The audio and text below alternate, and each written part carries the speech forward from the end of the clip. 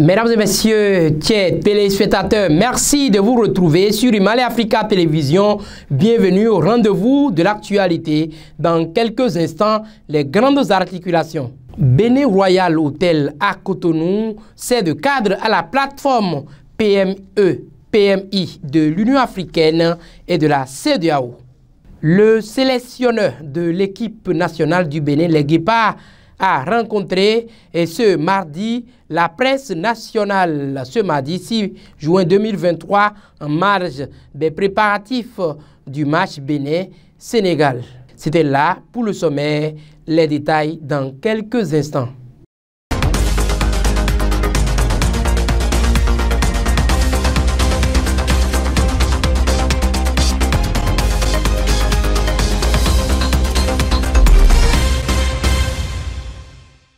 Mesdames et messieurs, à nouveau, bienvenue à tous, bienvenue à toutes. En vue d'un partenariat durable, les acteurs de l'Organisation de la Communauté économique des États de l'Afrique de l'Ouest, CEDEAO, et l'Union africaine ont rencontré les acteurs des petites et moyennes entreprises et des petites et moyennes industries. C'était à Royal Hotel à Cotonou. Reportage. Les travaux de la deuxième édition de la plateforme des PMI de l'Union africaine et de la CEDEAO se tiennent depuis ce mardi à Cotonou dans les locaux du Bénin Royal Hotel, dans un contexte qui corrobore d'ailleurs la mise en œuvre de la vision 2050 de la CEDEAO. Il est important de supporter, d'aider au développement des petites et moyennes entreprises, que ce soit au niveau régional ou au niveau continental. Parce que les petites et moyennes entreprises représentent plus de 80% des emplois. Elles représentent également plus de 90% des entreprises du continent. Et pour permettre aux petites et moyennes entreprises du continent de profiter de la ZLECAf, du marché commun, nous avons besoin de les aider à se développer. Donc cette initiative de la plateforme de partenariat de petites et moyennes entreprises servira justement à apporter toutes les en synergie, à travailler en synergie et à apporter tous les partenaires ensemble. C'est pourquoi les participants venus du Niger, de la Côte d'Ivoire, du Sénégal, des institutions et des commissions de l'Union africaine, notamment le SADC, l'UMA, l'AOUDA, NEPAD, le PACI et autres, se doivent de réorienter les grands axes de développement pour nos PMI au plan africain. Les défis sont connus et les défis sont toujours les mêmes. Il y a des difficultés d'accès à l'énergie en premier, mais aussi des difficultés d'accès aux finances, des difficultés d'avoir une main-d'œuvre qualifiée. La plupart sont ces trois défis et puis se met en place les défis d'accès au marché que la ZLECAf essaye de prévenir. Donc avec la ZLECAf maintenant nous pouvons accéder au marché, plus tout le travail que nous faisons en renforcement des infrastructures de la qualité, mais l'énergie, la main-d'œuvre qualifiée et les finances sont des défis très importants pour le développement des petites et moyennes entreprises. Pour le représentant béninois, autorité locale, en la personne de M. Mohamed Ntchabi Lafia, faciliter le développement des PME s'impose sur le continent et dans la sous-région ouest africaine. Comme vous le savez, c'est une rencontre très importante qu'organise conjointement la CEDEAO et l'Union africaine. Et je souhaiterais très sincèrement que les travaux que nous avions à entreprendre durant les 16 jours du 6 au 8 juin soient quand même des travaux très enrichissants pour nos micro et petites et moyennes entreprises qui constituent quand même une part très importante du secteur privé et qui contribuent également à l'innovation, à la création de richesses et d'emplois dans nos différents pays. Donc, comme vous le savez, les PME occupent une place importante et contribuent à la croissance économique dans nos différents pays. Il est donc très important que nous essayons de voir dans quelle mesure trouver des voies et moyens pour renforcer les capacités des micro, petites et moyennes entreprises et voir dans quelle mesure également contribuer à la création d'un écosystème favorable au développement de ces micro, petites et moyennes entreprises. En ce sens, il faut axer les réflexions sur des plans précis. Premièrement, il faut régler un certain nombre de facteurs tels que le problème de l'énergie et la question des infrastructures. sont des éléments importants à régler d'abord. Et en plus, il faut créer un climat des affaires propice permettant à ces PME de se développer. Et je pense que cela ramène à revoir donc les réglementations au niveau des différents pays afin d'avoir une bonne harmonisation des règles communautaires. À la CEDEAO, nous voulons pour nos PME, PMI de s'aligner sur les recommandations de la ZLECAf, indique à son tour Dr Anthony Emeloulou, représentant l'institution écowassienne. Pour les CEDEAO, on a beaucoup de régulations au niveau de la libre circulation des personnes et biens aussi, mais naturellement, notre vision c'est pour avoir une unique Afrique, que tout le monde participe, fait les mêmes choses, harmoniser les processus en son règles. Mais pour nous aussi, on a beaucoup de règles pour la mise en œuvre par l'État. Accès de financement pour les SMI aussi, technologie pour les SMI aussi, avoir le marché, faire l'exchange, l'exchange interne aussi au niveau du continent. Les travaux doivent déboucher désormais sur de nouvelles bases, prenant en cœur la libre circulation des biens et des personnes, le développement des marchés, des PME, voire de nos économies ouest-africaines et africaines aussi.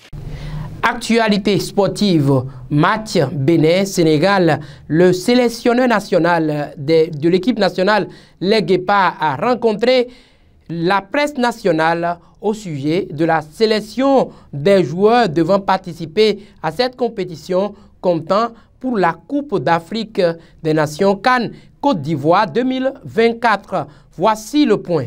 C'est en droite ligne pour la 5e et avant-dernière journée des éliminatoires de la CAN Côte d'Ivoire 2024 que le sélectionneur national du Bénin, Gerno Roure, était ce mardi face aux hommes des médias. Objectif, publier la liste des 25 joueurs guépards retenus pour participer désormais aux préparatifs jusqu'au dernier classement définitif des dernières randonnées qui se remettront et qui mettront d'ailleurs la sélection nationale dans la course au total et au répertoire. Des poulains retenus, il y a du jeunisme, liant ainsi aux expérimentés solides encore en jambes. Et pourquoi? Oui, on a composé une liste qui est vraiment qui fait la part belle aux jeunes joueurs et aussi aux joueurs locaux, puisqu'on a des garçons qui viennent des clubs, qui jouent le championnat local et qui nous ont donné une bonne impression. On veut renouveler un peu l'effectif, on veut rajeunir l'équipe, on veut bâtir une équipe pour l'avenir. Et ce n'est pas un match qui compte. Évidemment, on voudrait remporter ce match, ce qui va être difficile contre les champions d'Afrique, mais on doit regarder un peu plus loin. Et c'est dans cet état d'esprit qu'on a fait cette liste avec autant de jeunes joueurs et même un joueur qui a 17 ans, un autre 18, 3 ou 4 19. Il faut leur donner la chance et on apprend beaucoup plus contre des meilleurs que soi. Et je pense que le Sénégal, c'est numéro 1 en Afrique. Et ça leur permettra de gagner du temps pour leur apprentissage. S'expliquant lors des échanges entre les hommes et les confrères sportifs de nos rédactions diverses arrivées pour ce point de presse, le coach béninois a justifié point par point, qualité par qualité et prouesse sur prouesse des uns et des autres. Pourquoi tel ou tel joueur n'a pas été retenu ou choisi? Oui, il faut des fondations solides. On a vu dans les 2 premiers matchs contre le Rwanda qu'on sait jouer au football, mais on a des lacunes défensives. On a fait des erreurs de marquage, on a fait des erreurs de manque de rigueur et voilà, donc les fondations, il faut que ça soit plus solide et devant, l'efficacité doit être au rendez-vous. Nous avons maintenant des joueurs, je pense que Mounier maintenant va être capable de débuter un match. Il ne pouvait pas le faire contre le Rwanda 2 fois pour cause de blessures. On a des garçons qui sont de retour et qui peuvent participer maintenant. On a de nouveaux garçons, ça fait un cocktail de joueurs qui, je dirais, un bon mélange entre la jeunesse, un peu d'expérience quand même, parce qu'il en faut, avec les Huntonji, les Khaled Adenon, les Olivier Verdon, on les a, Mounier devant, et beaucoup de jeunes au milieu du terrain qui courent beaucoup, qui font un bon pressing. Je pense que ça va faire un beau match contre les champions d'Afrique. Au total, 4 nouvelles têtes de joueurs font désormais leur entrée dans le classement dévoilé par le coach Gerno Roure, qui interpelle déjà le 12e homme pour l'avenir du football béninois. Le public, c'est tellement important. C'est le 12e homme. On l'a vu contre le Rwanda avec l'équipe qui a fait un bon match, surtout en deuxième mi-temps. Le public était présent. Ce qu'on voudrait, c'est qu'il n'aille pas sur le terrain. J'ai vu malheureusement un match à Bordeaux l'autre jour où par excès de passion, quelqu'un s'est retrouvé sur le terrain et ça ne doit pas se produire. On ne voudrait pas être sanctionné pour ces choses-là, donc de la discipline, mais de la passion pour soutenir notre équipe. À noter aussi que les vieux briscards tels Stéphane Cessignon, Khaled Adeno sont aussi conservés pour donner du punch. Santé reproductive et alerte précoce, la CEDEAO donne des alertes. C'est à l'issue d'un atelier à Cotonou. Voici le point. Les initiatives de renforcement des capacités telles que celle-ci où l'accent est mis sur la formation du personnel clé de la gestion de la chaîne d'approvisionnement ainsi que sur le renforcement des capacités de participants sur les avantages multiples s'inscrivent d'ailleurs parfaitement dans les mécanismes des alertes précoces des produits de la santé de la reproduction mis en place au plan sous-régional ouest-africain. Donc c'est un système qui permet, disons, de créer l'alerte autour de la disponibilité des produits de la santé et de la reproduction. Ce système, c'est un réseau mondial et au niveau de l'Afrique de l'Ouest, de la CEDEAO, c'est l'OAS qui coordonne au niveau régional. Et ce système, en fait, il met en relation ceux qui fabriquent ces produits, ceux qui les achètent, ceux qui les transportent, et bien sûr aussi les utilisateurs. Donc c'est un système vraiment qui met en réseau tout ce monde-là pour permettre donc de suivre leur disponibilité, pour aussi alerter en cas de risque de rupture ou de risque de péremption. C'est pourquoi les participants venus de tous les pays membres de la CEDEAO sont présents à Zalaï Cotonou pour y réfléchir. Et la présence des experts au rendez-vous de Cotonou, rendez-vous annuel d'ailleurs, fait partie des mécanismes de financement régional MFR des produits de la santé reproductive. Nous sommes là cette semaine pour, comme vous l'avez dit, accompagner un peu ce processus-là, parce qu'en termes de plateforme, c'est la qualité de données qui est entrée et qui sort.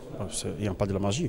Et donc, dans un tel contexte, il faut absolument travailler avec les fournisseurs de données sur la triangulation des informations avant qu'elles ne soient validées dans la plateforme.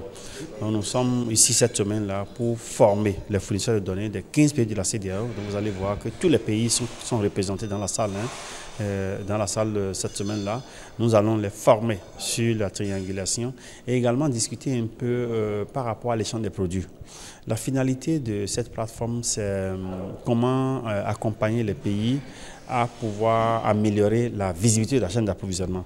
Il s'agira 2 jours durant donc pour les participants regroupés en panel à l'hôtel Azalaï de Cotonou et d'exposer les cas de chaque pays, les difficultés et les réactions obtenues inhérentes dans les cas de rupture et de péremption, voire d'expiration des produits de santé reproductive. Toutefois, qu'un pays membre du réseau de ces pays partis se trouve confronté à tel ou tel défi ou tel problème. Je pense que c'est un grand défi de la CEDEAO. Pour votre information, la CEDEAO est composée de 8 pays francophones, de 5 pays anglophones et de 2 pays lusophones qui parlent le portugais, j'ai nommé le Cap-Vert, la Guinée-Bissau. Le système à lui-même, c'est un réseau.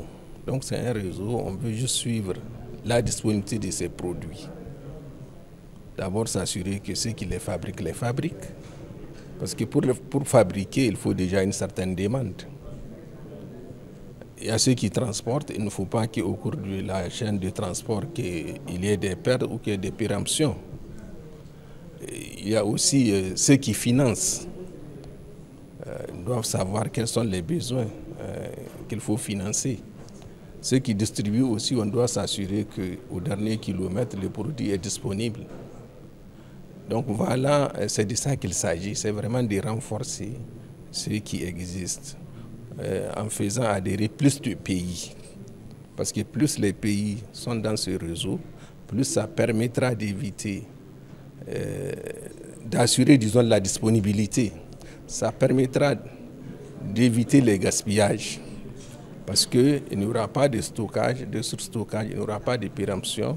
Il y a des mécanismes de transfert entre les pays. Dès qu'un pays est en surstock et qu'un autre est dans le besoin, le mécanisme, l'alerte est donnée et le transfert est assuré, est organisé pour que vraiment qu'il y ait la disponibilité mais qu'on évite les gaspillages. Les assises de Cotonou offrent ainsi une opportunité véhémente de développer et de consolider l'opérationnalisation de cette plateforme et de la durabilité et de la visibilité du planning familial mondial, dont Global FP20 en est le socle. Examen national du certificat d'études primaires CEP session de juin 2023 dans le département de Lomé, c'est le centre de composition de Dangbo qui a abrité le lancement niveau départemental. Voici le point. Les autorités au niveau départemental ont procédé ce lundi 5 juin 2023 au lancement officiel de l'examen du certificat d'études primaires CEP, session de juin 2023. Pour le compte de l'Ouémé, c'est l'école primaire centre de Dangbo qui a servi de cadre au lancement officiel. Au centre ici, toutes les dispositions ont été prises pour le bon démarrage de l'examen du CEP, session de juin 2023. Les autorités de la hiérarchie ont joué leur partition et ils ont mis à la disposition le nécessaire pour faire le travail dans de bonnes conditions. C'est le préfet de l'Ouémé, assisté du directeur départemental, qui ont entretenu les candidats pour une meilleure performance. Et le message que je vais délivrer est à l'endroit des apprenantes et apprenants, des élèves, de ne pas paniquer. C'est des examens habituels. Le CEP, c'est le premier diplôme qui ouvre la porte à tous les autres diplômes. Je leur dirais d'être sereins, de toujours procéder à une lecture approfondie et compréhensive de toutes les épreuves qui seront sans nul doute à leur portée, puisqu'ils ont déjà passé des examens blancs préparatoires pour la session de ce jour. C'est supposé que s'ils ont un niveau moyen requis, ils vont aisément tirer leur épingle du jeu. En lisant donc aisément les épreuves, ils pourront commencer par les questions qui leur semblent plus abordables, tout en ayant soin de mettre les numéros de ces questions-là. Sinon que l'examen du CEP dure 4 jours et se termine par les épreuves sportives. Mesdames et messieurs, merci à tous et à toutes de nous avoir suivis. C'était le journal sur Himalaya Africa Télévision. Agréable moment en nos compagnies. À très bientôt.